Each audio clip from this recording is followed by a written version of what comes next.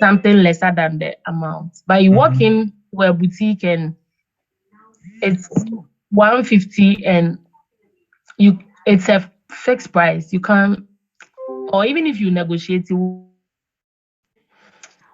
there won't be any you don't even have the room to negotiate. So with that, can you say that you negotiate based on where, like, place? It just popped up. I don't know. I'm not putting it right, but I hope you understand. Okay, so we are looking at negotiation with respect to the project manager and his work, and even some of the project team. So if you are a project team member, there are times probably you have been given so much work to do in a day that you think that you cannot do. You may have to negotiate with your project manager to make sure that probably the workload is reduced, okay, so that you will be very effective on the work and come to work next day.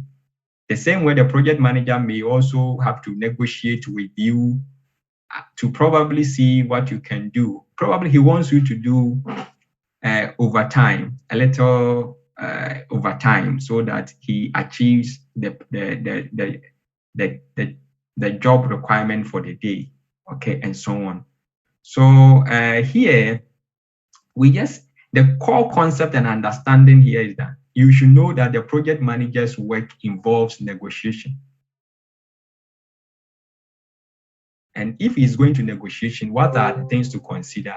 And what are some of the techniques that he can employ? If there are no rooms for negotiation, then you can't negotiate. Let me give you an example. When you travel outside and you enter into a shop to buy something, we don't negotiate. Prices are displayed. So you pick and then you pay. If there are discounts, you see the discount percentages, or if they are doing sales, for instance, and they have reduced prices, the prices will be there. It's our culture that you do negotiation in marketplaces. No. Negotiations are done on contracts. Negotiations are done on job to be performed, and so on and so forth. Okay. I don't know if my response answers your question. Yes, it does. Okay. Thank you. Hello, sir. Yes. Sir, please, so I just wanted to share my view on the question she asked. Okay, please go ahead. Yeah, like you see, let's say you are walking in town and someone runs to you with a dress.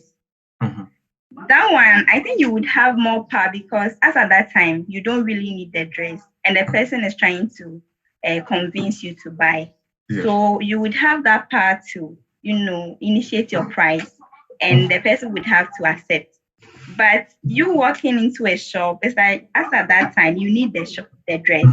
So it's all, I want to say that they all are based on the power.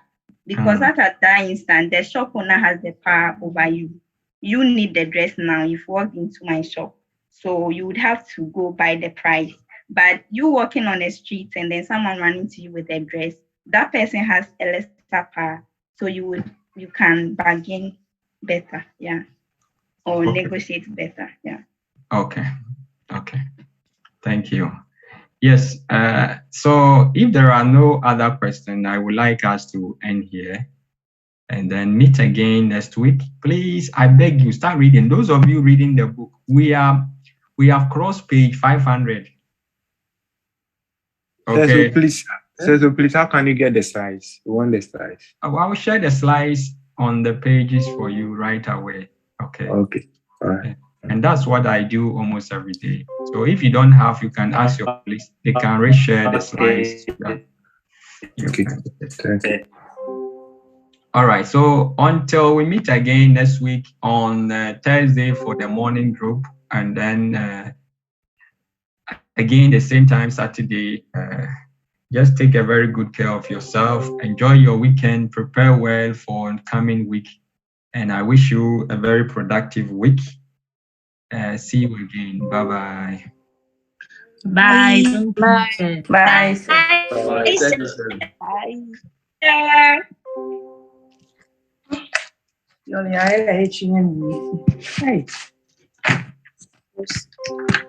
Bye. So. Ade. Yo, Mike.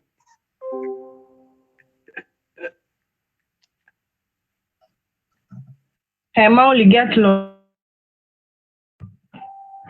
Mauli, go and sleep. What's up? What?